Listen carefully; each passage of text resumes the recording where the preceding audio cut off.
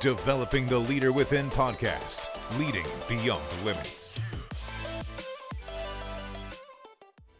Welcome back, everyone, and Happy New Year. If you haven't subscribed, please do so right now, as it will help getting our show to others and help us get to our next milestone. I hope all had a great Christmas and New Year's with your families. And today, our first show of the year, I am so excited to be speaking with Christy Rutherford. Christy is the founder and CEO of Vision Finder International and co-founder of Wealth Management Accelerator. She is a 10-time author, keynote speaker, executive leadership expert, and my favorite, a Coast Guard veteran. She helps founders, executives, and family officers reset the hidden behavior patterns that drive burnout, conflict, poor communication, and performance decline. And we'll be talking about that. But Christy, welcome to the show. Thanks so much for having me, Enrique. I'm excited to share this insight today. Outstanding. We're excited to have you. Folks, we will be speaking about why leaders burn out their best people and how to stop it in 2026, which is more important, right, as we're going into this year. But, Christy, before we get into that conversation, tell us a little bit about you that maybe the listener may not know. Well, I'm from South Carolina. I live on an island right now. And so that's awesome. And then I'm also a pastry chef. So yesterday I bought my niece this chocolate melting machine and was like, oh, let's decorate some chocolate covered pretzel. She was not interested. So me and my mom did it. I was like this, oh, okay, so I'm going to take this home because Enrique, I don't like to see my money in other people's closets. She'd be like, so I'm going to take this with me. But my mom decided to keep the chocolate melting machine. I'll just buy my niece some snacks for Christmas. It's pretty much who I am. I love that. I love that. Yeah, I did not know you was a pastry chef. Mm-hmm. That is a wonderful. I cook on my end. I'm usually the one in the kitchen, so Yeah, I yeah. love that you have that as well.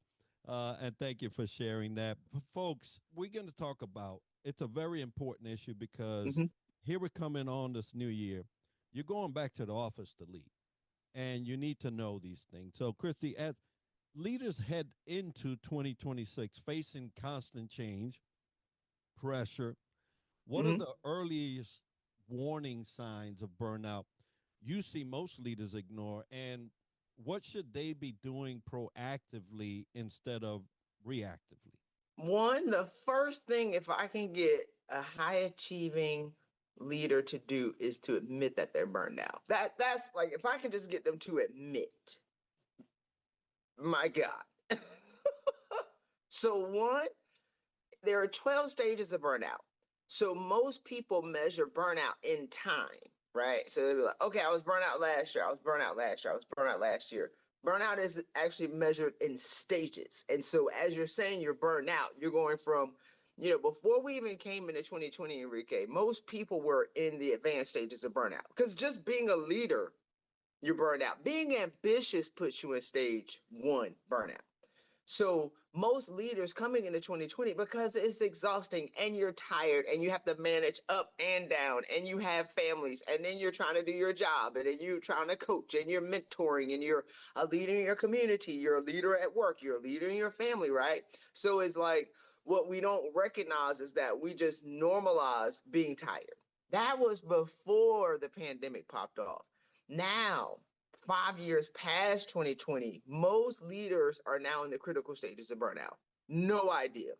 So I have a burnout quiz, and I know we're going to talk about the links, but it's christyrutherford.com/burnout quiz. Because if I can show you the data of where you are, at least you can now start to do something. So if I can get you to admit that you're burning out, and burning out doesn't necessarily make you weak, and admitting that you have something going on doesn't make you weak.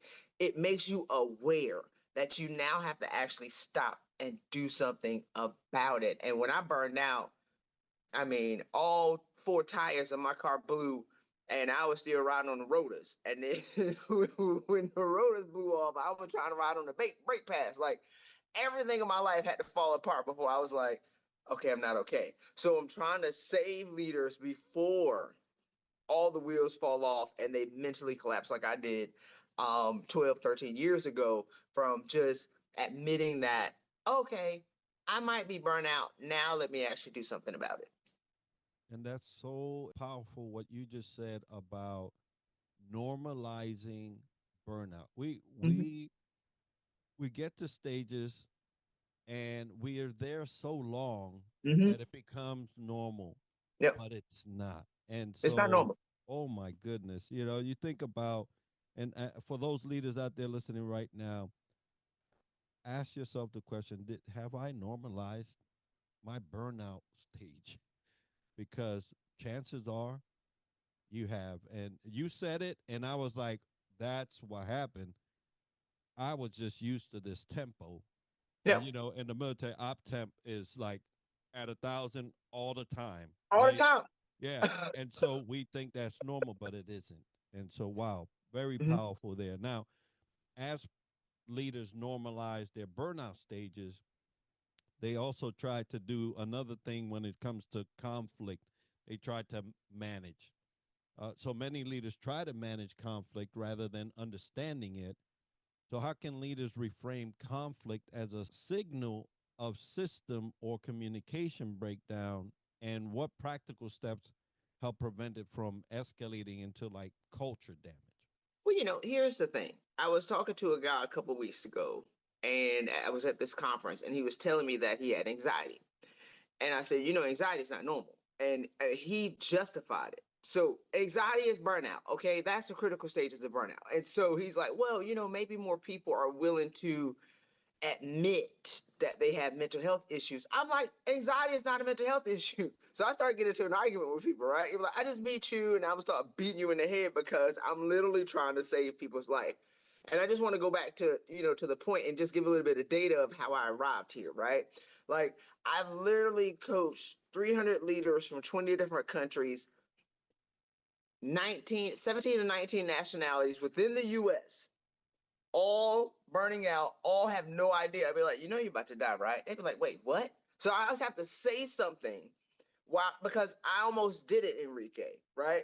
I burned my mental health down to 2 atoms, and once I mentally collapsed in stage 12 burnout, I couldn't create coherent, super nerdy sentences for a year. Okay. So I had to learn the hard way of what not taking action and not admitting to what is oblivious to everybody around us because we're walking around thinking that we're hiding it. And so you go to leadership. I didn't know how off I was until I fell apart. And then I had time to think about it. And I started to think about the stuff that I did. It was not normal. The way I was showing up, everybody in my life knew I was going to burn out. My family and my friends, because there's no way somebody could run at 150 miles an hour and not burn out. This like, and so once I got my mind back right, I started to confront people that cared about me. Be like this. So you ain't gonna say nothing, like, right? Because we've learned how to duct tape ourselves together. My white strings were showing. If you know duct tape, I know you know what duct tape is. Like, I'm thinking that I got it all together. It was not together. And so I'm like, why didn't you say something? And they were like, we didn't know what to say. My aunt, my mom, my friends, like I was on everybody. Like, so y'all watched me. I was a whole crazy cray cray. Y'all gonna say nothing, right? So now going to leadership, you can't be, and it's almost like I was overcompensating because so if all of the rubber on my tires are burning off, now I have to overcompensate to be this great leader, but I was also kind of toxic. You know what I'm saying? So to admit that as a leader, that's not how I wanted to show up. Now I was great for the guys who worked for me, but I was also very short. My patience was like this. So because I was a great leader, they had this Dr. Jekyll, Mr. Hyde. So whenever I was like great, Lieutenant Commander Rutherford, they were like all over me. But when I started to act crazy, they like walked away and hoped that when they came back, I was having a better day. So we have this like unpredictable um actions and behaviors, and we snap and like ignite, and like the smallest things will like set us off. And if your people love you, they'll manage it. But as a leader, that's not how we want to show up. So, how you're showing up as a leader, if you're burning out, I want to be clear, you're incapable of rational thought. Now, I ain't do the research on this, but I was like, my brain was not getting all the oxygen that it needed to make good decisions. So I'm not making good decisions. And I'm trying to overcompensate for making I wouldn't say sloppy decisions because you can't really do that in the military. But it took me a long time to make decisions. And then the decisions weren't 100% thought out because I got 20% brain capacity. So now I have to work extra hard, right, to make that decision the right decision. So I'm gonna make a decision, but now I have to overcompensate and work till 11:30 at night on a Friday to now work past making it the right decision as opposed to taking care of myself and then having the capacity to be able to think past this one decision, maybe, to the long-term degree, then making a decision from here as opposed to making the decision that I had with the limited brain capacity that I had, and now working to overcompensate, something that could have been taken care of. You key me into, in my head, I was thinking, if you're a leader and you're overcompensating, chances are you don't have control over what it is that the outcome will be, because now you're pushing farther than maybe your capabilities could take you, just for you to keep up the the persona, right? The image of this great leader. And I was golfing the other day and I overcompensated. Guess what? I lost that ball. And so the same thing in leadership, you'll lose your people. You'll lose your people. They'll give you that great space to, hey, let's hope they get together and collect their senses. And maybe when we come back, it'll be the person that we like to follow. But yeah, great points there. Now, you have mentioned stress, you mentioned anxiety. And so when stress is high, communication is often the first thing that deteriorates. So, what communication habits must leaders intentionally strengthen in 2026 to maintain trust, clarity, and alignment, especially in hybrid or distributed teams? So the thing about leadership and what we talk about in K is that we're always leaders are one, to be a leader is a gift. Let's be clear. But to be a leader is so hard because we care about everybody and we leave nothing for ourselves. So a part of the challenge was I'm mentoring 90 people outside of my office. I have 160 people on my team, and they knew me. Like I knew my team. So I'm pouring to 250 people. I had 13 mentors, but that's still an imbalance. And so I spent most of my time pouring and pouring and pouring and giving and giving and giving. And so to be a great leader, to set national standards, I want to be clear. I like to win. To do all of these things, and now I got to prove my boss wrong, and all these other kind of people. And I'm trying to get the MSM, my second MSM. So I'm trying to get all these awards and show people how great Christy is. But I never thought about how can I be a better person. I never thought about if I actually take care of myself, I can be a better leader. If I actually take care of myself, if I actually stopped and worked out and meditated and got some sleep, and if I started to listen to the personal development and I became a better person, just by default, I would become a better leader. And so the challenge that leaders have is we always feel like we're not good enough because the data keeps showing us that we're not ish. Right? Then we got to fight our performance reviews. And so we start to work so hard to try to manage this professional persona of who we want people to think that we are. And we keep polishing like this golden idol of ourselves, but we're empty on the inside. And so I think about, I used to be like the Lent Easter Bunny. The Lent Easter Bunny is that gold bunny with the red bow tie, but on the inside I was empty. So you bite my ears off. Oh, I'm a phenomenal leader. I want to be clear. My coach is cracking up. Iconic. Okay, let's be clear. But I left nothing for myself, and so at a certain point, we can collapse trying to be a better leader. I want people to think about how can you be a better person, and if you become a better person, if you become more, calm down, if you start to take care of yourself, if you meditate. Here's my recipe for burnout, and it's worked for 300 leaders, men and women in 28 different countries. Meditate 5 minutes 3 times a week. work out 30 minutes 3 times a week, and sleep 3 times a week for 8 hours. If I can get leaders to do those 3 things, they come back to themselves like the prodigal son. Okay. Like you need to come back to yourself and then from a point of awareness, now make great decisions as opposed to being scatterbrained and it feels like everything is all over the place. Because we're in times, it is interesting, Enrique, because we lived in crisis management. Like that was our jam. The world is now managing crisis management, which is insane. It's always something popping off. And people aren't equipped with the tools to be emergency responders and crisis managers.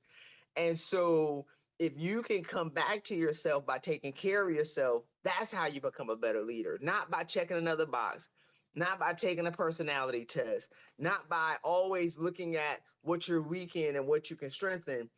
Take care of yourself. And once you take care of yourself, and this is a part of, what we worked on with our clients, once I get a leader to take care of themselves, they will see, Enrique, that they're already phenomenal. You just don't know you're great because you're scatterbrained. Once I can get you to take care of yourself, you can see that you've been working for half of your value for 10 years. Once you actually start to take care of yourself and you come back to yourself, you can be like, oh my God, I made it. And then you'll stop operating out of a point of survival and then you'll start thriving.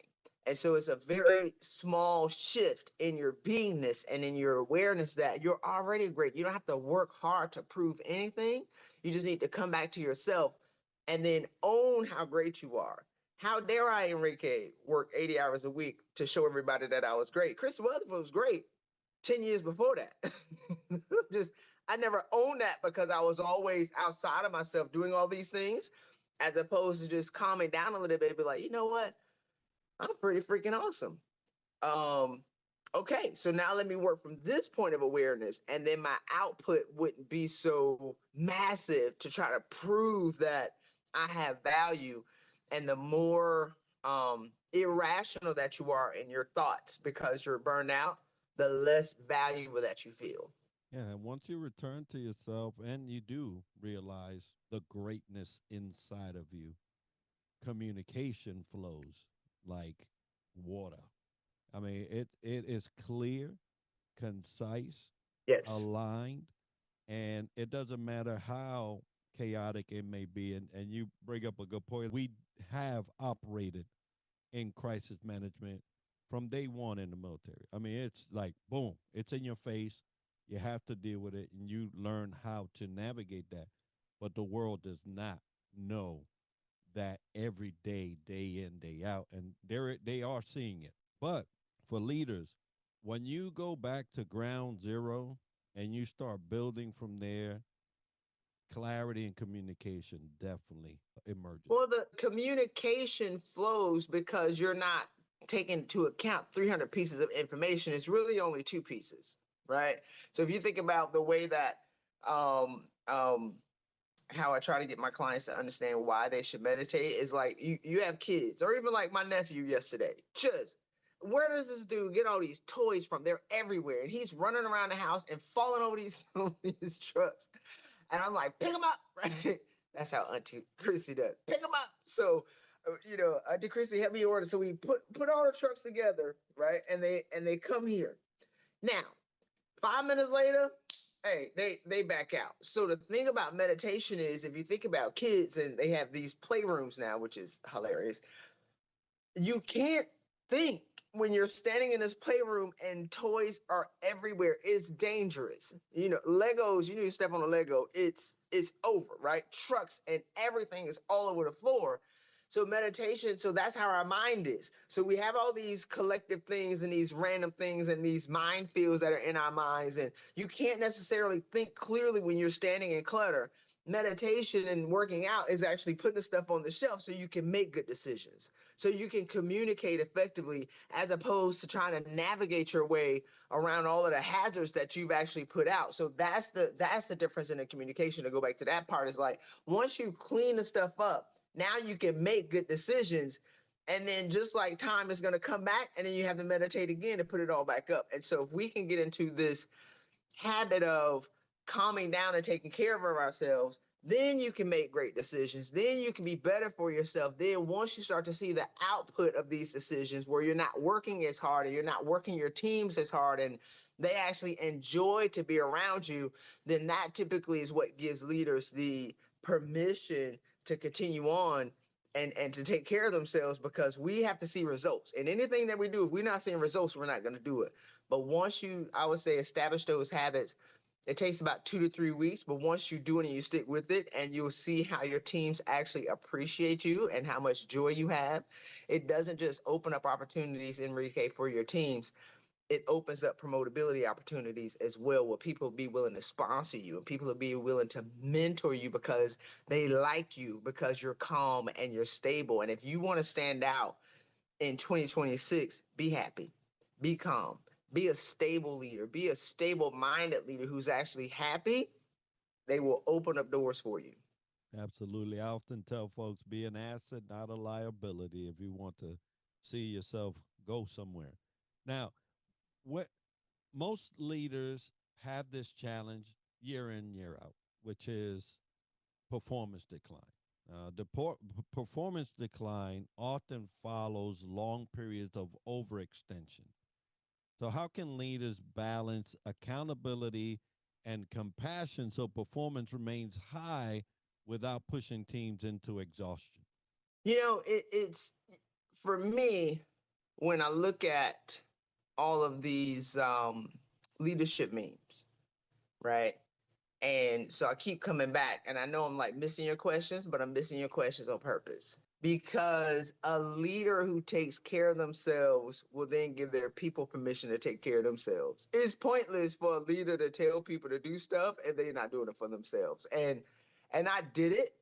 Um, for my teams, I made sure that they went home on time. I made sure that they worked out. I made sure that they took care of themselves. I didn't do that for myself. How crazy was that? Right. So I literally, all of my mentees from the 2010 to 2012, they're now senior leaders in the organization. They're commanders and they have these elite jobs because that's what I do. Okay. I produce winners, and they're still married, and and they still have their peace, and they're still happy. So I made sure that they got those things in 2010 to 2012, that information to be at the senior levels and to have everything, but I couldn't save myself. Right. And so I want to just shift it a little bit of, if you can take care of yourself, and again, this is what we've done in the past couple of years, then you can be better for your teams. If you take care of yourself, your teams are following you.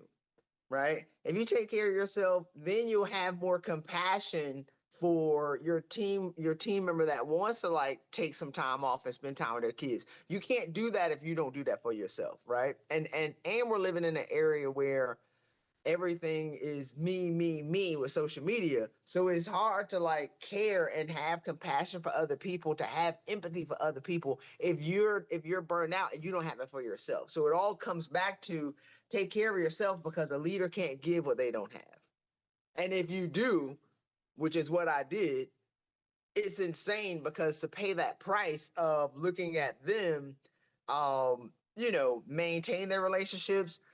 Do you remember tweet while I'm rubbing my leg at night by myself, right? So it's like I'm giving what I'm not doing. We like to start with other people. I really, what I have to grind on, and when I say grind, Enrique, grind on leaders to take care of themselves. Like, it is the hardest work that I've done over the past 6 years, is to get a high achiever, an alpha, a woman or a man, to actually take care of themselves and not be so caught up on how we want to perform as a leader, but perform as a person. The most challenging thing that I've ever done in my life, that was drove me crazy, is to get a leader to stop long enough to take care of themselves. And then everything else falls into place for them. Yeah, it all starts with you, folks, and that's just it. If it doesn't, then you will be drawing on a negative bank account, and guess what? When it's time to pay, it's a lot of fee that's coming your way. Now, as we focus on the individual leader and making a point for them to take ownership of their own as well as, as they're going leading others. In your experience, how does a leader's emotional regulation directly affect burnout, conflict, and performance? And what daily practice can help leaders show up more grounded to be more effective this next year?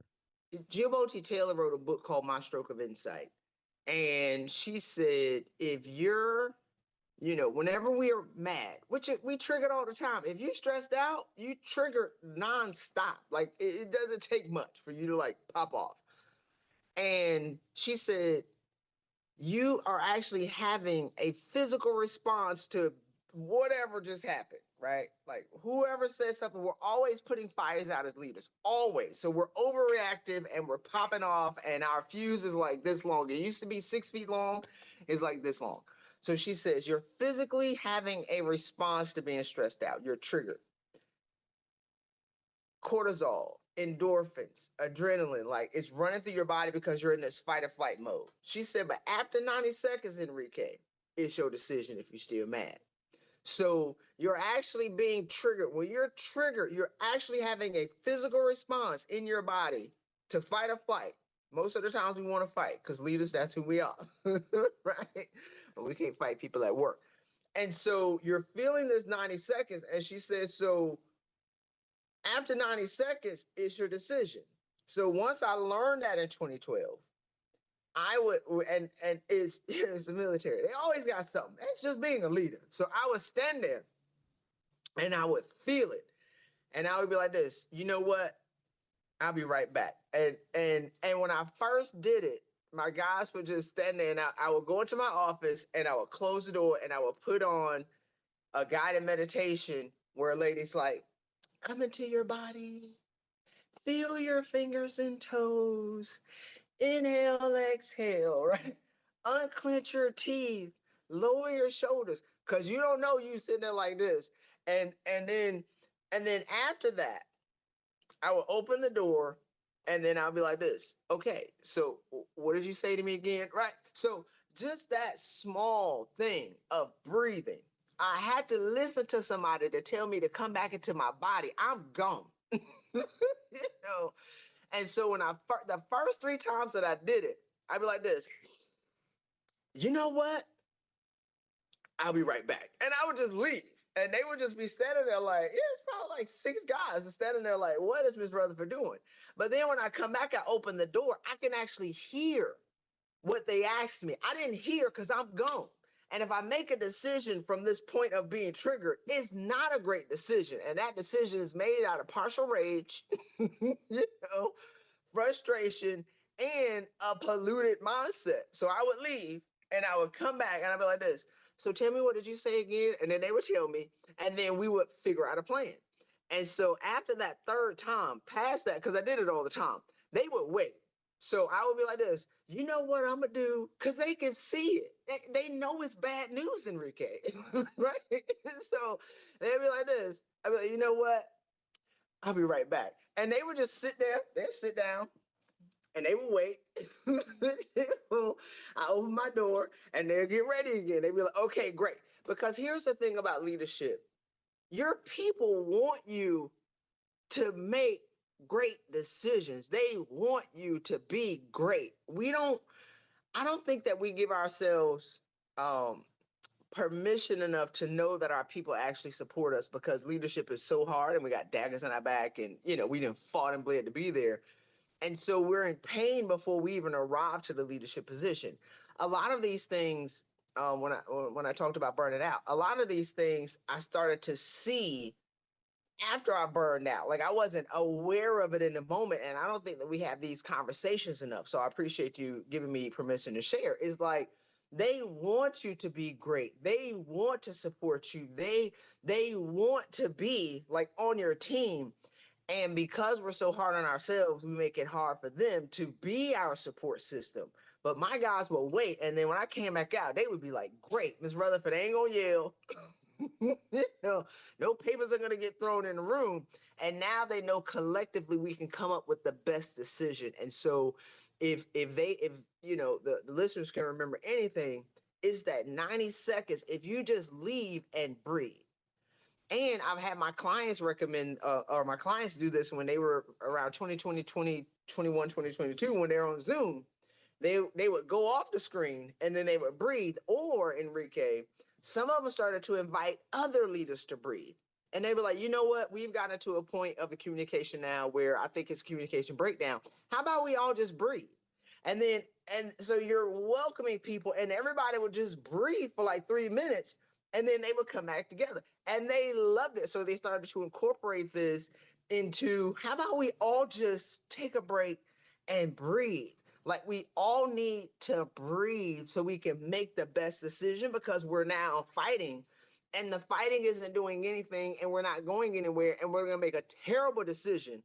So how about we just breathe? Does anybody else want to breathe? So that's, the Zoom in the room, or when you're sitting in the room, how about we all, because we all want to make the best decision as leaders or even with our teams, how about we all just pause and breathe? So if you can breathe on your own or breathe with the team, I think you'll be shocked to see that when you invite other people to breathe, that they would be like, oh, thank God. Somebody has to break that ice.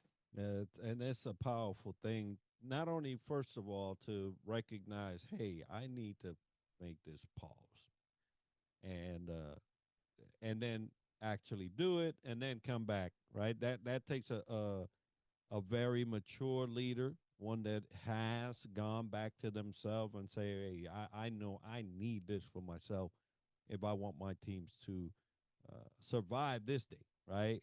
But as well as to bring that into a group setting and help others get there. It's a wonderful thing. Now, and thank you for sharing that. I hope the listeners will include that into this next year, because it is a very powerful practice. Now, I know you are traveling, you have books, speaking, mentors, all this thing going on. What do you have coming up this next year, and where can the viewer or the listener follow you or support you in those endeavors? One, thank you so much for giving me an opportunity to share. Again, you can get my burnout quiz at christyrutherford.com/burnout quiz. Or you can go to myburnoutscore.com. The second thing is, I'm actually launching a 3-book series. Christy Rutherford is the only person who would try to launch 3 books in the same day. So the book series is, over the past 6 years, like, I had this theory of what the world would be if leaders actually gave themselves permission to take care of themselves. Like, I had these theories, and I had this Harvard Business School professor who's like, Chris, you should get a PhD in organizational behavior to then prove my theories and start to do the research. I was like, nah, I'm gonna prove this with some people. So over the past 6 years, as I talked about, 300 people, 20 countries, 17 different nationalities in the US, all implementing these things. Now I have the data. So 300 leaders recovered from the advanced and critical stages of burnout. We reversed stress-related medical conditions in 40. I literally stopped 30 people from dying and having nervous breakdowns. We saved 30 marriages. We kept hundreds of kids out of therapy from talking about their absent parents, and $421 million in salary raises and business revenue return to my clients and my leaders once they started to take care of themselves. So now I've taken the same information that I've proven, and I have it in a 3-book system to talk about self-care, self-awareness, and then self-actualization. And I'm launching that on January 1st, so they can get that trilogy at christyrutherford.com/books. And that's going to be my message that I'm going to stand on, because I have the data now. I have the data of what it takes for a leader to actually come back to themselves and be happy, Enrique, with the success that we have. And a lot of leaders don't feel safe in their success because of a multitude of issues. And so my goal is to unpack all of my own data that I've created over the past 6 years. And so, again, Christy Rutherford or christyrutherford.com/books. And then you can connect me on LinkedIn, and also go to my YouTube channel, search Christy Rutherford, and they can connect me there. Outstanding. Well, folks, we'll have all the links necessary as part of the show notes and the video for you to connect and support Christy this coming year, and hopefully increase your revenue, increase your peace, increase your leadership acumen as we go through this. Now, this year we're blessed, and we want to thank all of our sponsors. Today's episode is sponsored by the Global Trends Magazine, The Outlier Project, Bone Frog Coffee, Castle and Compass Adventures, Ascend Meditations, Chop AI, and Boomcaster. And if you've enjoyed this episode and learned something interesting about the topic covered today, make sure to like, share, and subscribe, and let us know by leaving a comment. Tune in next week for another episode where we dissect leadership from another angle. And as we like to end the show, success to you.